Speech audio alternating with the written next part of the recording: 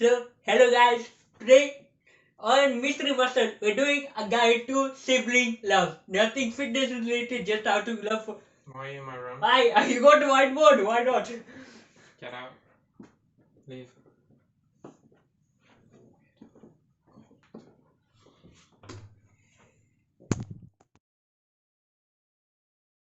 So, hey guys, morning, afternoon, evening, to wherever you're watching from. This is going to be a first for me. I've never actually stood in front of a whiteboard and tried to, I guess, educate people about something, but here's the first. So, as it says, 10-week concurrent training program is done. I probably will continue concurrent training, but this 10-week period is completed. Yeah, it's finished. So, today I am going to be running you through the science behind the routine I did and why I did what I did.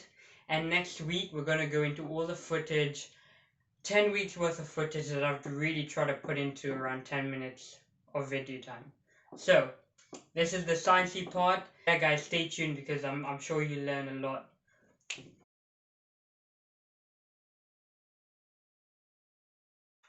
Concurrent training is pretty simple to understand. It's where you have a training regime that includes these two key attributes: strength-based training and endurance-based training. Now, if we break that up further, what concurrent training really is weight training or something to do with strength and conditioning, even if it's, calisthenics, and then endurance. So we're looking at running here. So running over long distances, but also doing sprints and other interval kind of work. So that is what I did, and let's hop into more detail. What are the benefits of doing concurrent training?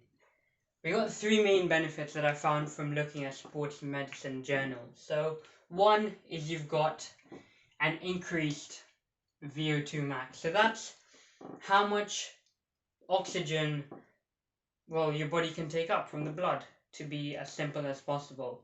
So of course, the higher your VO2 max, the better it is. Okay, the more oxygen your body can take up, and the less anaerobic respiration you actually conduct. Running economy goes down. Now this is good because it's the amount of effort you put in to the process of running. Now, if you have a lower running economy, it means you're more efficient. Simple as. Okay? Maximal strength goes up. Now, this is strength related to more running and endurance, but also in relation to your overall core strength. When I talk about core, I don't mean your abdominals and that whole area here. I'm talking about your full body core. So those three are such good indicators that concurrent training is actually really good and has some really strong benefits for your physical game. Another study from a journal found that concurrent training actually, over a 5-week period, gave 14% more muscle mass, within a certain group of people. Or within the same group of people, doing isolationary exercises and having a regime around isolation and exercises in that form only benefited with an 8% growth in muscle mass. So, if you want to get bigger and also get stronger, concurrent training is quite good actually. And the whole idea of running and losing your gains, or running and losing muscle mass, is completely, I guess, a myth that is busted. However, of course, if you're not eating right, you don't have the right nutrition, and you're running on empty stomachs and just not giving your body what it needs, then you will start metabolizing your muscle. Alright guys, so you're probably confused as to where I'm going with all of this now. So this is the kind of weight training I did. Okay, so now we're just looking at the weight training section, not looking at running for this time being. Full body. So that means I did an exercise that focused on each part of my body every day of weight training. So it wasn't a bro split, it wasn't push-pull, it was full body every day. Now if you look here at my timetable, I guess, every day I did something that was related to chest every day I did something that was related to back, something that was related to biceps, and then on alternate days I was doing either a shoulder workout or a leg workout. Now everyone's like, you got skinny legs, like why aren't you doing more leg workouts? For me, leg workouts were my runs because I structured them in a way that I would be able to gain muscle and gain strength from doing them. So, again, another reason why I did full body was because of strength gain. Now, a lot of studies found that you actually got optimal strength gain from full body training. Now, of course, there are different factors like what particular exercises you do. In addition to that, I have been full body training for almost a year, if not more than that now. Monday, Wednesday, Friday, and Sunday. These are the 4 days a week that I normally weight train. Okay? So, this is basically the routine I do when I'm weight training, okay? So, stretch.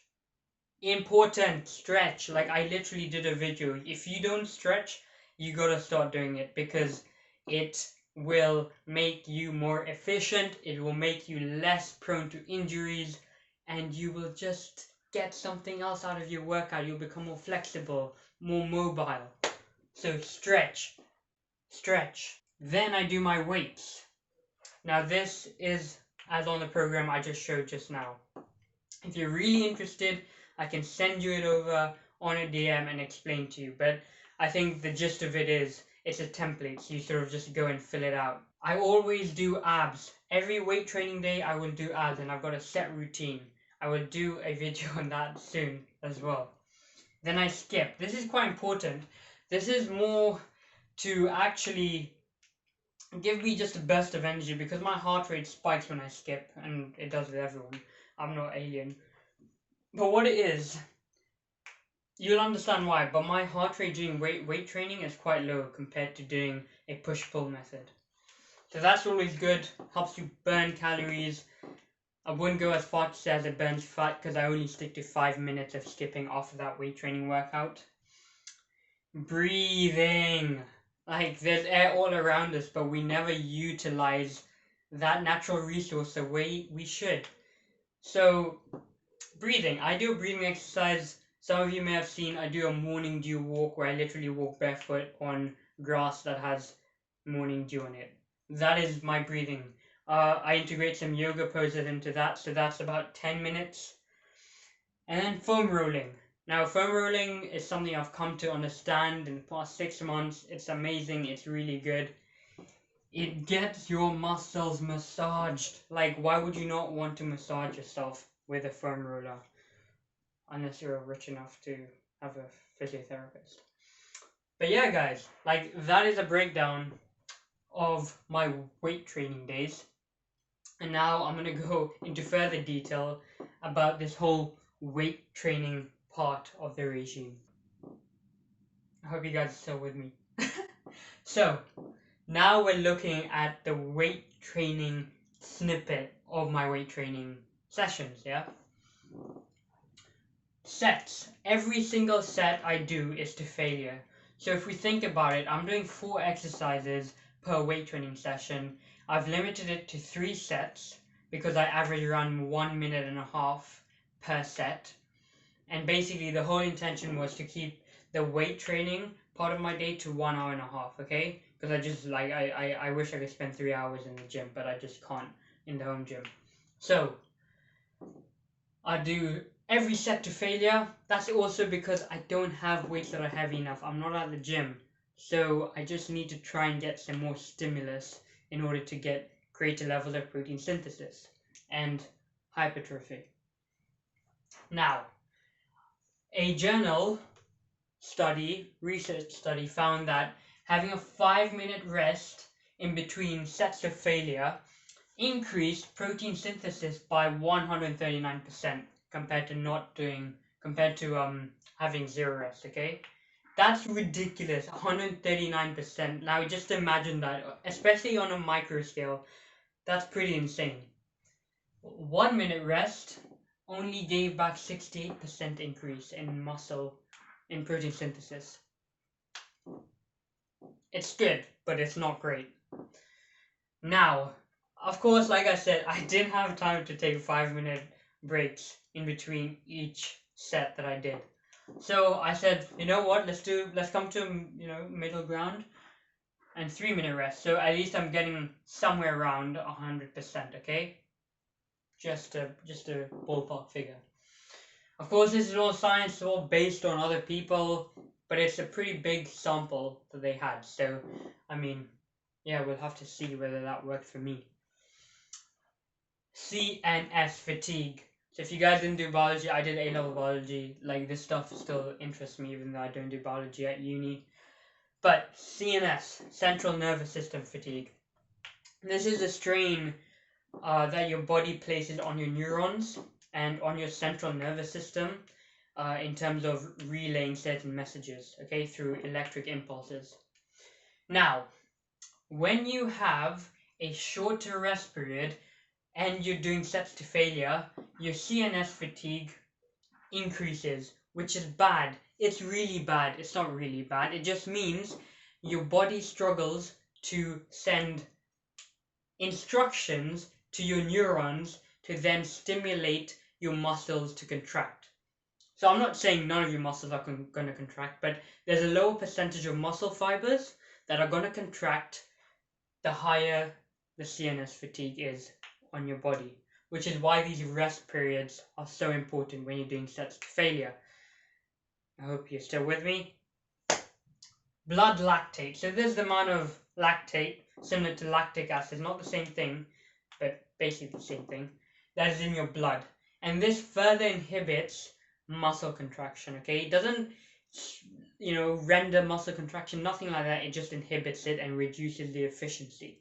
So you're not getting as much out of your workout.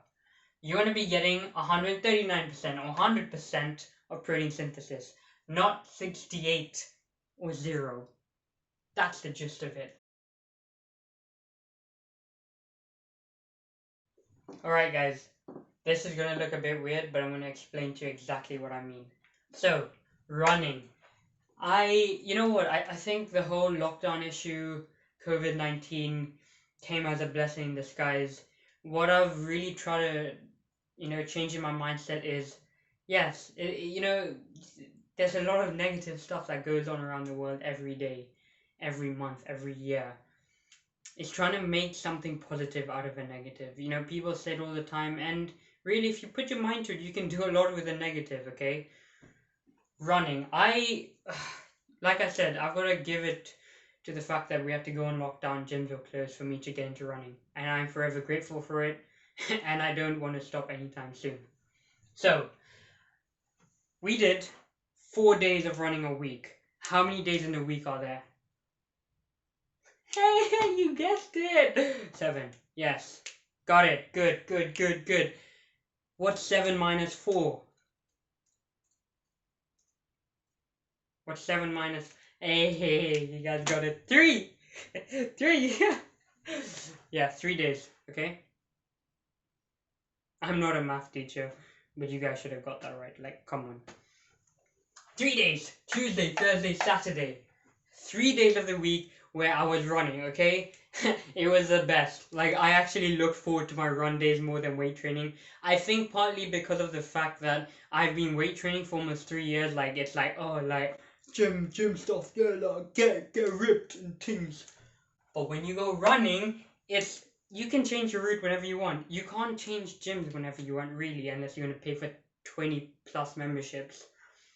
So yeah, running is amazing. If you haven't done it yet and I haven't convinced you enough, just try it. Like, please, your body will thank you later.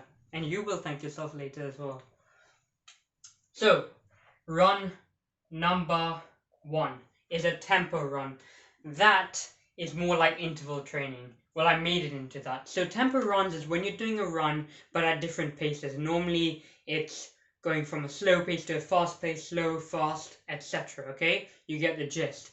So what I did was my tempo run altogether was 6.6 kilometers. Okay? So it's a good distance. So I do a 1.3 kilometer very slow jog to the area that I did my interval sprints at. I'd jog there, and then I'd do a 400 meter sprint, come back.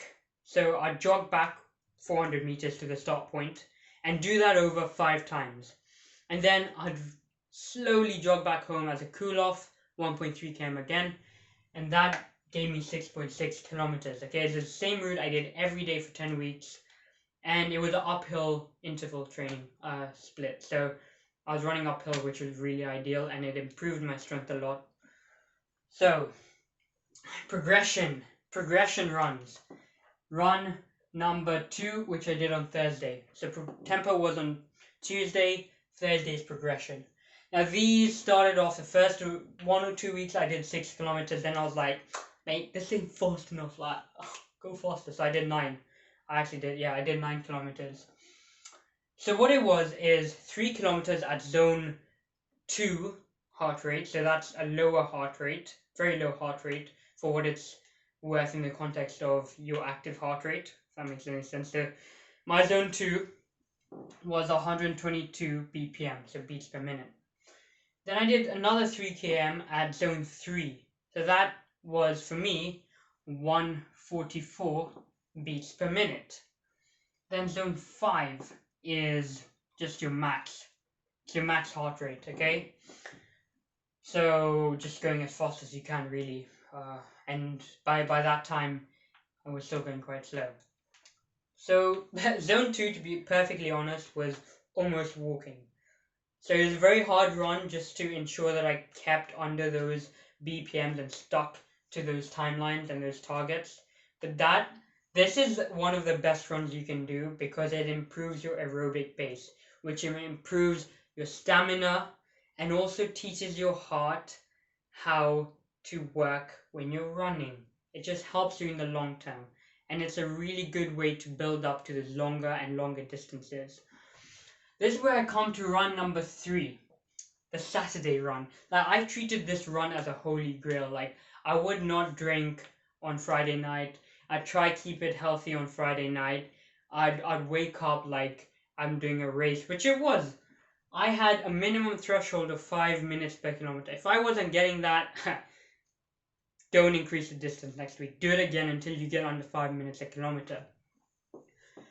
I started off at 5 km. Then I last week did a 21.2 kilometer run, which is a half marathon, at a 4:51 minute per kilometer pace. So yes, that was quite good, and I was really happy with that. But it just goes to show all of these things came together to really give some really solid results. Now you're wondering what these lines are as well. I think it's more about how complex the runs were.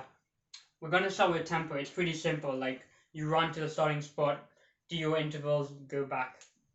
This was harder because not only was it longer and the route obviously was longer, but I had to really stick to those thresholds. Okay, so it's very difficult, which is why it's all squiggly. Now this was alright. This line is a lot longer because there were longer distances, but it's not as squiggly because it was just more about trying to go quick. Yeah, trying to go quick, trying to keep my running efficiency, running economy at a good level. So yeah, that is my running in a nutshell.